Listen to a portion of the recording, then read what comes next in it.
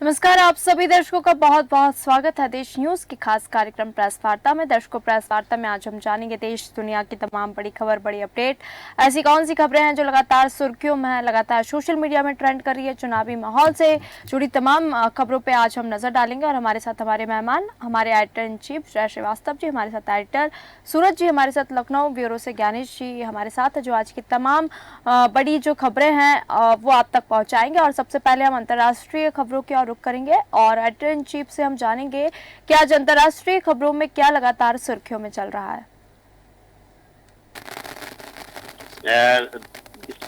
देखिए, सबसे पहले खबर में अंतर्राष्ट्रीय स्तर का लूंगा मैं। जो ईरान और इजराइल की जो लड़ाई है वो अब धीरे धीरे जो है शायद और आगे बढ़ने की स्थिति में है। तमाम आसपास के जो देश है समझाइश देने के बावजूद एक दूसरे के जो है खिलाफ उसमें साजिश और युद्ध तैयारी की जा रही है। इस कारण से जो आसपास के जो देश है वो भी चिंतित है और जो संयुक्त राष्ट्र संघ है वो भी चिंतित है।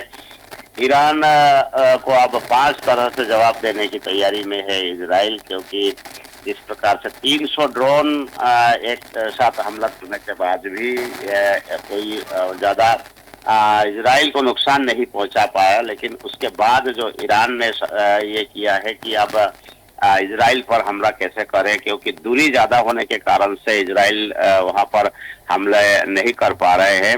और इजराइल की तैयारी है कि एक बार इस प्रकार के हमला किया जाए ताकि ईरान को काफी नुकसान पहुंचा है, दोबारा हिम्मत ना कर पाए वहाँ युद्ध के लिए।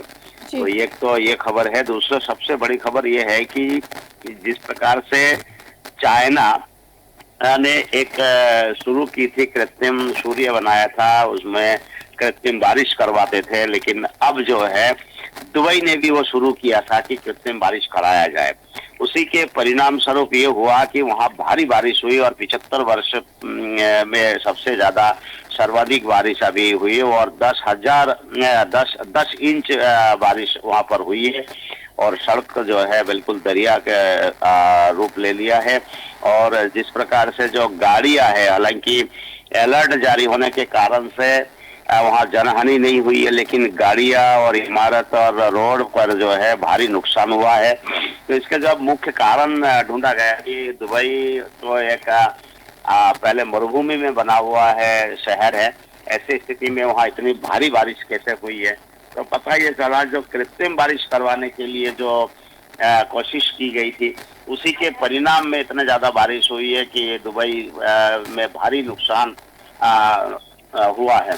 विशेष करके दुनिया के सबसे व्यस्ततम एक एयरपोर्टों में जो एयरपोर्ट है दुबई का, उस एयरपोर्ट के सभी जो उड़ाने हैं वो रद्द कर दी है और साथ में एयरपोर्ट पर पानी भरने के कारण से अभी वहां पर राहत कार्य जारी है। वहां सारे प्लेनों को भारी नुकसान पहुंचे जो वहां पर उड़ान भरने के लिए तैयार थे। और दूसरी बात यह है कि जो पानी है, पानी के कारण से उसका निकासी नहीं होने के कारण किसी प्रकार से जो है वहां से खाली नहीं कराया जा सकता है। तमाम जो दुबई के जो ड्रेनेज है वो भी जो है सारे क्षतिग्रस्त हो चुका है, सारे लबालब भर चुका है और उसके आगे का मार्ग जो है निकासी का वो पानी का नहीं है, क्योंकि दुबई का जो बनावट है उसको पानी को ध्यान में रखते हुए नहीं बनाया गया कि कभी अचानक यदि पानी आ गया तो उससे निजात पाने के लिए क्या उपाय है।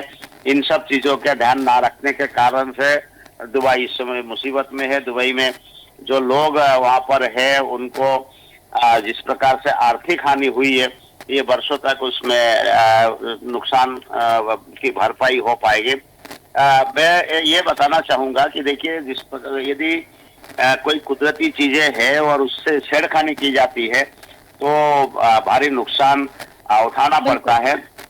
ये एक जीता जागता उदाहरण है कि आप पानी के लिए, कृत्रिम बारिश के लिए आपने कोशिश की, प्रयास किया, साइंटिस्टों को लगाया, लेकिन परिणाम ये हुआ कि उसका दुष्परिणाम ये हुआ है कि अभी भारी बारिश में जितना फायदा कृत्रिम बारिश से होने की संभावना थी उससे कई गुना जो है नुकसान हो गया है। तो अब मुझे लगता है कि वर्षों लग जाएंगे दुबई को इस पानी से जो डैमेज दुबई को हुआ है उससे बाहर आने में, उभरने में। और आगे जो है जो निर्माण कार्य है वो बारिश को ध्यान में रखते हुए भी करना पड़ेगा, क्योंकि ड्रेनेज हो या सड़कें हो या आसपास के इमारतें हो, सभी में ये ध्यान नहीं रखा जाता है कि बारिश होने पे क्या किया जाएगा, यहाँ की निकासी कैसे होगी, पानी कहाँ जाएगा। इन सब चीजों के कारण से सरकार अभी राहत कार्यों में जुटी हुई है, लेकिन मुझे लगता है कि अभी कई दिनों के जो है कई दिन वहाँ पर राहत कार्य के लिए लगाना पड़ेगा, तब जाके ये रोकथाम हो पाएगा या सामान्य स्थिति में आ पाएगा। एक और खबर यह है कि जो टेस्ला ईवी प्लांट जो है इसमें कई प्रदेश उनको लाने के लिए प्रस्ताव भेजा था, लेकिन अभी लास्ट में शायद महाराष्ट्र जो सरकार के साथ उनके बातचीत हो गई है और अति शीघ्र जो है उनके बीच में जो एग्रीमेंट होना है, और एग्रीमेंट होने के बाद महाराष्ट्र में हो सकता है कि उसके जो वर्क ये है स्ट्रक्चर है वो वहां पर बने, और ये महाराष्ट्र के लिए एक अच्छी खबर हो सकती है। और टेस्ला जैसे कंपनी यदि भारत में आता है तो मुझे लगता है कि भारतवासियों के लिए खुशी की खबर होगी, और भारत के लिए इसमें जो इनके जो जीडीपी है वो भी बढ़ाने में काम आएगा। कई प्रदेश आगे आने के बाद भी इच्छा जाहिर करने के बावजूद कि महाराष्ट्र की सरकार पर भरोसा जता रहे हैं, तो महाराष्ट्र सरकार को भी आगे होके टेस्ला की जो भी असुविधाएं हैं उसे दूर करने के लिए तत्पर रहना चाहिए। पहले उन्होंने इच्छा जाहिर की थी कि अगर हम भारत में आते हैं तो भारत में सबसे बड़ी परेशानी पेपर्स वर्क है। पेपर्स वर्क को करने में बहुत टाइम लगा देते हैं। तो बाबू प्रथा है, बाबू प्रथा का मतलब है कि इस फाइल को यहाँ ले जाना, उस फाइल को आगे ले जाना, उससे आगे ले जाना, सबसे अप्रूवल लेने में काफी टाइम लगता है। तो इसी कारण से जो है टेस्ला ने भी ये जाहिर किया था कि इस प्रकार के जो है यदि असुविधाएं ना हो तो हम आने के लिए तैयार है। तो भारत सरकार ने इनको गारंटी दी थी कि अगर आप आओगे तो हम ये सारी चीजें जो है समय पर आपको उपलब्ध कराएंगे। और मैं ये भी बताना चाहूंगा कि जिस प्रकार टेस्ला भारत आने के लिए सोच रहा है, उसी प्रकार से कई अनेक जो कंपनियां हैं जो चाइना में है वो अब वहां से जो है शिफ्ट हो रहे हैं, और शिफ्ट होने के पीछे का कारण चाइना की जो नीति है, चाइना की जो अभी आर्थिक अव्यवस्था है, इन सब चीजों को देखते हुए जो है कंपनियां इधर उधर जा रही है, जिसमें भारत में अधिकतर बड़ी कंपनियां आने की संभावना दिखाई दे रहा है। टेस्ला के आने के बाद यदि टेस्ला 2-4-6 महीने अच्छे से काम कर लेते हैं, साल भर अच्छे से काम कर लेती है, तो निश्चित रूप से दुनिया में एक मैसेज जाएगा कि टेस्ला जैसे कंपनी वहां जाके स्थापित हो गई है, अब हमें भी इसके लिए ट्राई करना चाहिए। और भारत उसके लिए काफी प्रयासरत है कि जितनी भी दुनिया में बड़ी कंपनियां हैं वो सब कंपनियां भारत में आए और भारत में ही निर्माण करे। इससे दो प्रकार के फायदा भारत को मिलेगा। एक कि दुनिया के नजर में व्यापार में भारत आगे बढ़ेगा। दूसरी बात यह है कि युवाओं को रोजगार मिलना है। और तीसरे सबसे महत्वपूर्ण बात यही है कि भारत की जो जीडीपी है उसमें बढ़ोतरी होगी। बिल्कुल जी बिल्कुल। और हम राष्ट्रीय स्तर पे खबरें जानेंगे और मैं सीधे हमारे एड्रेस सूरज जी के पास जाऊंगी, क्योंकि चुनाव जो प्रथम चरण के चुनाव होने हैं वो काफी नजदीक है। और चुनाव से ठीक पहले प्रधानमंत्री नरेंद्र मोदी का उम्मीदवारों को एक पत्र लिखा गया जिसमें उन्होंने कहा कि आप सभी संसद पहुंचेंगे, ये मेरा विश्वास है और एक एक वोट मजबूत सरकार बनाएगा। ये उन्होंने पत्र उम्मीदवारों के लिए लिखा है। इसको लेकर तमाम और क्या जानकारी हमारे दर्शकों के साथ साझा करें। देखिए निशा, जिस तरह से देखा जा रहा था कि कई जगह कुछ सीटों पर, क्योंकि पहले चरण का मतदान कल होना है, बिल्कुल, और उसके बाद भारतीय जनता पार्टी ने दूसरे चरण और तीसरे चरण का चुनाव प्रचार भी शुरू कर दिया है। तो ऐसे में प्रधानमंत्री के पत्र की कई सीटों पर देखा जा रहा था कि मुकाबला सबसे का है, मुकाबला कड़ा है। तो भारतीय जनता पार्टी के प्रत्याशी हैं, उनमें आत्मविश्वास करने के लिए प्रधानमंत्री ने यह इस तरह का नवाचार किया है। और प्रधानमंत्री नरेंद्र मोदी अपने इन्हीं नवाचारों के लिए ही जाने जाते हैं। बिल्कुल। तो मैं बात करूं कि चुनाव को लेकर के हैं, सरगर्मियां हैं, और इन तमाम चीजों में जहां प्रधानमंत्री नरेंद्र मोदी विपक्षी पर हमलावर होते हैं और वो इस तरह के मुद्दे लाते हैं, इस तरह की बातें लाते हैं जो सीधे जनता के दिलो दिमाग पर बैठती हैं।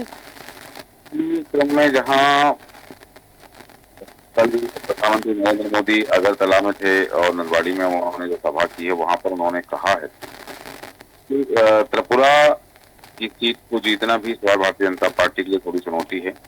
तो उन्होंने स्पष्ट कर दिया है और वहां विपक्षी दल पर निशाना साधते हुए जो उन्होंने कहा है कि कांग्रेसी जो है पूर्वोत्तर को हमेशा लूटते आ रहे थे और भारतीय जनता पार्टी ने कांग्रेस के पंजे से पूर्वोत्तर को बचाया है और छुड़ाया है। अब पूर्वोत्तर में विकास हो रहा है। प्रधानमंत्री नरेंद्र मोदी ने कहा कि लूट और भ्रष्टाचार के दरवाजे खुले रहे जब तक कांग्रेस का शासन रहा है, और वामपंथियों की लूट ईस्ट की नीति के कारण रही और 10 साल पहले उसे खत्म किया गया और अब देश वामपंथी नीति से मुक्त होकर के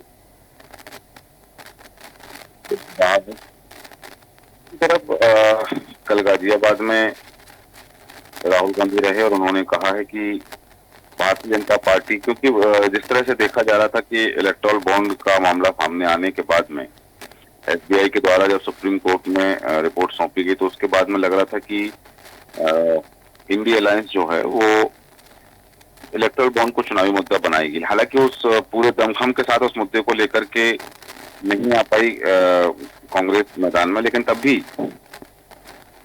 यहाँ एक बात ये जरूर है कि गाहे बगाहे चुनाव में इलेक्टोरल बॉन्ड की चर्चा जरूर हो जाती है और इलेक्टोरल बॉन्ड पर निशाना साधते हुए ही राहुल गांधी ने कहा है कि भारतीय जनता पार्टी सिर्फ देश के 20 या 25 अमीरों के लिए ही काम करती है। इस तरह से कारपोरेट सेक्टर में लोकतंत्र चल रहा है कि कुछ बिजनेसमैन ही तय करते हैं चुनावी रणनीति। क्योंकि गाजियाबाद में जब सभा थी और सभा के साथ साथ में कल एक संयुक्त प्रेस कॉन्फ्रेंस हुई है जिसमें अखिलेश यादव भी थे, राहुल गांधी भी थे, और उसमें उन्होंने जो बात कही कि चुनावी फंडिंग की पारदर्शिता के लिए इलेक्टोरल बॉन्ड लाए थे, लेकिन इलेक्टोरल बॉन्ड ही जो है वो सबसे बड़ा घोटाला बन गया है। एक बात उन्होंने और कही है राहुल गांधी ने कि इस बार भारतीय जनता पार्टी 150 सीटों पर सिमट जाएगी, क्योंकि 400 पार का जो नारा दिया जा रहा है भारतीय जनता पार्टी के द्वारा, तो उस 400 पार को लेकर के भी उन्होंने तंज करते हुए कहा है कि 400 पार नहीं, इस बार केवल 150 पर भारतीय जनता पार्टी सिमट जाएगी। दूसरी तरफ बात करें कि पहले चरण के मतदान के बाद ही दूसरे चरण का जो चुनाव प्रचार है वो जोर पकड़ लेगा। इसी क्रम में मध्य प्रदेश में 7 दिन में लगभग 3 सभाएं होनी हैं। 24 अप्रैल को प्रधानमंत्री नरेंद्र मोदी भोपाल में रहेंगे, क्योंकि 7 मई को भोपाल में मतदान होना है। राहुल गांधी 21 को सतना में सभा करेंगे। यहाँ मैं बताना चाहूंगा कि पहले चरण में मध्य प्रदेश की जिन 6 सीटों पर मतदान होना है, मंडला, बालाघाट, जबलपुर, छिंदवाड़ा, सीधी और शहडोल, इसमें भारतीय जनता पार्टी के तमाम बड़े नेताओं का फोकस जो रहा है वो छिंदवाड़ा पर रहा है। छिंदवाड़ा सीट वैसे भी हॉट सीट मानी जाती है और इस बार भारतीय जनता पार्टी की जो कवायद है कि छिंदवाड़ा सीट को अब भारतीय जनता पार्टी के खाते में शामिल करना है। बिल्कुल। छिंदवाड़ा सीट में बहुत सारे सियासी समीकरण देखे गए, सियासी उठापटक वहां देखी गई है। कभी भारतीय जनता पार्टी के प्रत्याशी के द्वारा शिकायत जो की गई थी पूर्व मुख्यमंत्री कमलनाथ के पीए के खिलाफ और एक कांग्रेस विधायक के खिलाफ, और इसमें एक चीज और देखनी पड़ेगी कि लगातार जिस तरह कांग्रेस के नेताओं का भारतीय जनता पार्टी में शामिल होना लगातार जारी है, तो आज भी उसी क्रम में भोपाल के पूर्व महापौर और एक पार्षद जो हैं वो भारतीय जनता पार्टी की सदस्यता ले रही हैं। यहाँ एक चीज और देखनी पड़ेगी कि जिस तरह से हम देख रहे थे कि भारतीय जनता पार्टी का संकल्प पत्र आया, इससे पहले कांग्रेस का न्याय पत्र आया था, लेकिन कांग्रेस के साथ जो गठबंधन में दूसरी पार्टियां हैं उनके अपने अलग अलग घोषणा पत्र जारी हो रहे हैं। उसी क्रम में टीएमसी ने जो घोषणा पत्र जारी किया है, टीएमसी ने अपने घोषणा पत्र में उल्लेख किया है कि सीएए, एनआरसी और यूसीसी वो लागू नहीं होने देंगे। दूसरा, 10 सिलेंडर गरीबों को मुफ्त देने की बात उन्होंने कही है कि अपने घोषणा पत्र में उल्लेख किया है। इसको लेकर भी कहीं न कहीं सियासी गलियारों में चर्चाएं रही हैं कि इंडी गठबंधन के साथ जितने राजनीतिक दल हैं, वो तमाम गठबंधन के जो पार्टियां हैं, वो अपने-अपने घोषणा पत्र जारी अलग कर रही हैं, क्योंकि उन्हें कांग्रेस के घोषणा पत्र पर भरोसा नहीं है। कांग्रेस के घोषणा पत्र का उन्होंने समर्थन नहीं किया है। दूसरी तरफ एनडीए जो है, एनडीए अलायंस का जो घोषणा पत्र है, उसे जितने भी दल उनके साथ में हैं, उन सभी ने उसको स्वीकार किया और किसी और राजनीतिक दल ने अपने अलग से घोषणा पत्र जारी नहीं किए हैं। जी बिल्कुल। और हमारे साथ हमारे पॉलिटिकल एडिटर प्रवाल जी हैं, और तमाम, क्योंकि मध्य प्रदेश में पहले चरण में कल मतदान होने हैं 6 सीटों को लेके, और मध्य प्रदेश में इस वक्त का जो चुनावी माहौल है वो कैसा चल रहा है, हमारे दर्शकों के साथ साझा करें। देखिए निशा, जिस तरह से पूरे देश में और खासकर मध्य प्रदेश में लोकसभा चुनाव की तैयारी लगभग पूरी हो चुकी है, और प्रथम चरण का चुनाव जैसा भी बताया गया है कि 19 तारीख को पहला चरण है, और मध्य प्रदेश के अंदर जो चुनाव होना है उसमें पूरा फोकस छिंदवाड़ा पे है। यही वजह है कि मुख्यमंत्री मोहन यादव हो या केंद्रीय मंत्री अमित शाह हो, और तमाम वो कैलाश विजयवर्गीय जो नगरीय प्रशासन मंत्री है, और तमाम मंत्रियों और विधायकों को छिंदवाड़ा पे लगाया गया है। जी। और चाहती है उसे लेकर जो है वो पूरी उनकी रणनीति बन चुकी है, और जी प्रवाल जी, लगभग बूथ स्तर पर भी उन्होंने जो है बातचीत करी लोगों से। जी, और हम सीधे चलेंगे हम ज्ञानेश जी के पास, और लखनऊ उत्तर प्रदेश की तमाम बड़ी अपडेट, जो बड़ी खबरें उत्तर प्रदेश में लगातार सुर्खियों में चल रही है, हमारे दर्शकों के साथ साझा करें। ज्ञानेश जी। देखिए निशा जी, मैं सबसे पहले आपको उत्तर प्रदेश की जानकारी देना चाहूँगा। बिल्कुल। देखिए, जो उत्तर प्रदेश में 7 चरणों में होने वाली जो लोकसभा आम चुनाव, अब किसी भी आपदा से निपटने के लिए जो उत्तर प्रदेश शासन की ओर से एयर एम्बुलेंस और हेलीकॉप्टर की व्यवस्था की गई। इस एयर एम्बुलेंस और हेलीकॉप्टर की मदद से किसी भी आकस्मिकता की स्थिति में न सिर्फ इससे मदद पहुंचाई जाएगी, बल्कि अर्धसैनिक बलों, पुलिस बलों की व्यवस्थापन के साथ ही मेडिकल सहायता पहुंचाने में भी मदद मिलेगी। इन एयर एम्बुलेंस और हेलीकॉप्टर को चरणों के हिसाब से अलग अलग लोकेशंस पर डिप्लॉय किया गया है। ये एयर एम्बुलेंस और हेलीकॉप्टर हरियाणा के गुरुग्राम स्थित एक निजी एविएशन जो कंपनी से लीज पर लिया गया है, और उत्तर प्रदेश में लोकसभा आम चुनाव सभी 7 चरणों में होना है। इसके लिए अब किसी भी संकट की स्थिति का सामना करने के लिए इन एयर एम्बुलेंस और हेलीकॉप्टर को हायर किया गया। ये पहली बार किया गया है निशा कि किसी भी तरीके की स्थिति से निपटने के लिए ये सरकार ने योजना बनाई है। अब हम बताना चाहेंगे कि चौथे चरण के लिए कल से जो अगर हम बात करें तो आज से जो कहीं न कहीं नामांकन शुरू होगा, और चौथे में 13 लोकसभा क्षेत्र हैं में होगा चुनाव। हम बात करें तो वो जो जगह है वो सहारनपुर है, खीरी है, धरौरा है, सीतापुर है, नामांकन होगा। मिश्रिक, उन्नाव, फर्रुखाबाद, इटावा में भी होगा। तो इस तरीके से जो भी जिनको भी नामांकन करना है वो जगह है, कन्नौज, कानपुर, अकबरपुर, बहराइच में नामांकन होंगे। तो चौथे चरण में अगर हम बात करें तो जो इसकी अंतिम तिथि होगी वो 25 अप्रैल होगी, और आज से इसकी शुरुआत होगी। निश्चय मैं बात करूंगा कि देखिए, प्रियंका वाड्रा जो है, प्रियंका गांधी वाड्रा ने एक बयान दिया है। उन्होंने कहा है कि जो भारतीय जनता पार्टी ने इसलिए लगातार कह रही कि 400 पार हम होने वाले हैं। कहीं न कहीं इससे ये लगता है कि अगर देश में ऐसा चुनाव हो जिसमें ईवीएम में कोई गड़बड़ ना हो, तो मैं दावे के साथ कह सकती हूँ कि ये 180 से ज्यादा सीटें नहीं ले सकते, उससे भी कम सीटें लेंगे। लेकिन कहीं न कहीं या तो इन्होंने कुछ गड़बड़ पहले से कर रखी है, या इनको पता है कि अब 400 पार है, तभी ये लगातार बयान कर रहे हैं कि हम 400 पार हैं। तो इसको लेकर उन्होंने ये बयान दिया है कल। अब हम बात करेंगे कि जो निशा यूपी में जो है लोकसभा चुनाव चौथे चरण की सीटों के लिए नामांकन शुरू होगा। तो इसके लिए लगातार जो पार्टियां हैं, चाहे अखिलेश यादव हों, चाहे मायावती हो चाहे भारतीय जनता पार्टी हो, लगातार अपनी अपनी ताकत दिखा रही है। जगह जगह पे जो है वो प्रचार प्रसार किए जा रहे हैं। बिल्कुल बिल्कुल। हम बात करेंगे पश्चिम रण की पश्चिम यूपी के पश्चिम की, कि जहां पर पश्चिम का रण जीतने के लिए सभी सीटों पर घमासान, और बात करें तो लगातार चुनाव प्रसार हो रहे हैं।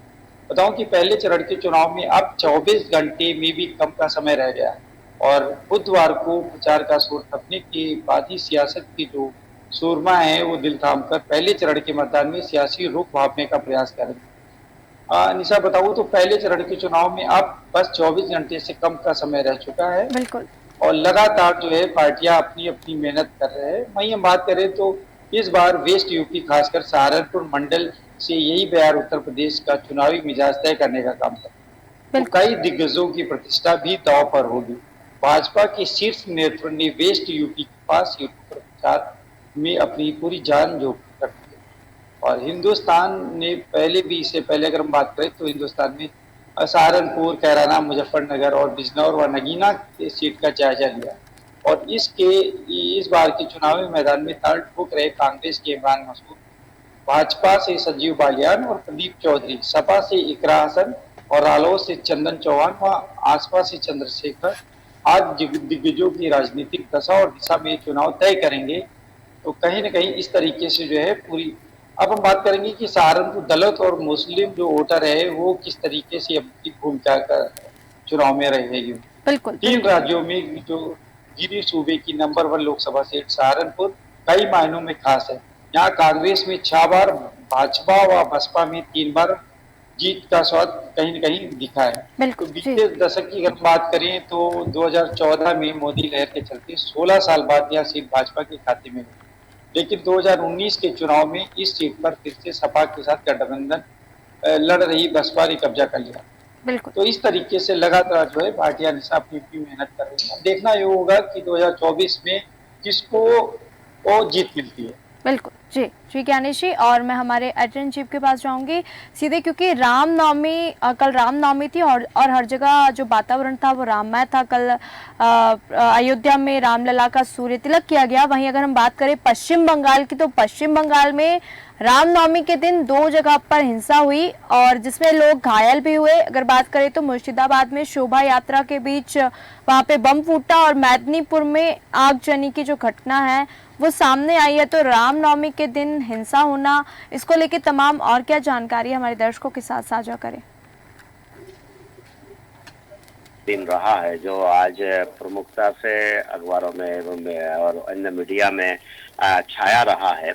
और मैं ये कहना चाहूँगा कि प्राचीन काल का जो परंपरा है कि मंदिर का निर्माण हो लेकिन सूर्य की किरण किसी न किसी प्रकार से जो है मूर्ति पर पड़े, उसी को आगे हाईटेक किया है और करके कल जिस प्रकार से सूर्य तिलक कराया गया और जो नजारा हमें देखने को मिला वो वाकई में ऐतिहासिक था।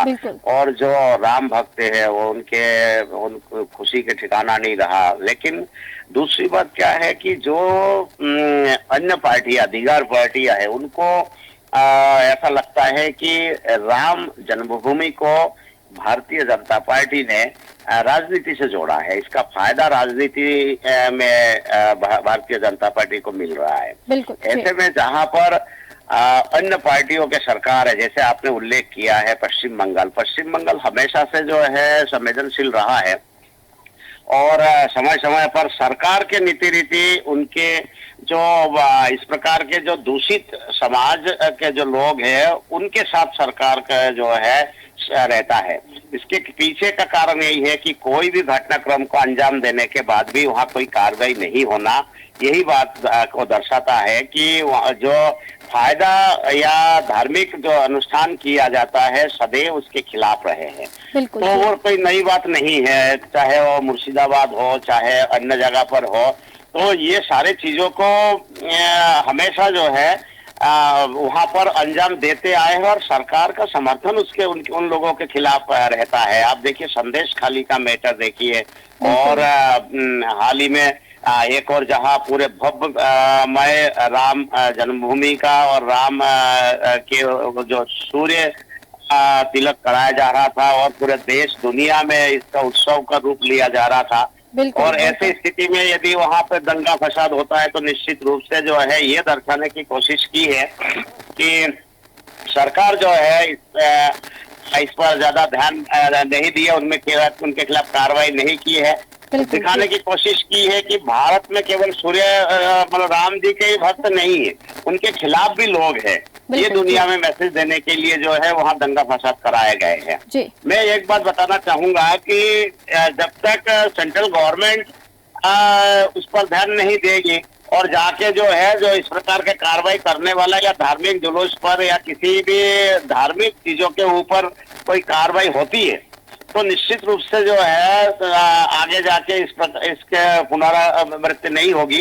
इस कारण से इस घटना के जो है खिलाफ कड़ी कार्रवाई करना अति आवश्यक है, बिल्कुल, जो कि वह सरकार टीएमसी की है, इसीलिए कोई उम्मीद नहीं है कि वहाँ कोई कार्रवाई हो। बिल्कुल, तो बिल्कुल। कुल मिला के कल जो ऐतिहासिक सूर्य तिलक राम जी का हुआ है और रामनवमी को जिस प्रकार से जो है सैकड़ों साल बाद ऐतिहासिक बनाया, उसके लिए निश्चित रूप से सरकार और बधाई के पात्र है। बिल्कुल जी, बिल्कुल आपने सही बात कही और बहुत बहुत धन्यवाद हमारे साथ जुड़ने के लिए और तमाम जानकारी हमारे दर्शकों के साथ साझा करने के लिए। एडिटर इन चीफ हमारे साथ एडिटर सूरज जी, हमारे साथ लखनऊ ब्यूरो से ज्ञानेश जी, हमारे साथ हमारे पॉलिटिकल एडिटर प्रवाल जी, जिन्होंने तमाम जानकारी दर्शकों आप तक पहुंचाई। तो आज के खास कार्यक्रम प्रेस वार्ता में हमने जाना देश दुनिया की तमाम बड़ी खबर, बड़ी अपडेट, ऐसी कौन सी खबरें हैं जो लगातार सुर्खियों में है, सोशल मीडिया में ट्रेंड कर रही है। प्रेस वार्ता में फिर मिलेंगे नई खबरों के साथ। देखते रहिए देश न्यूज। नमस्कार।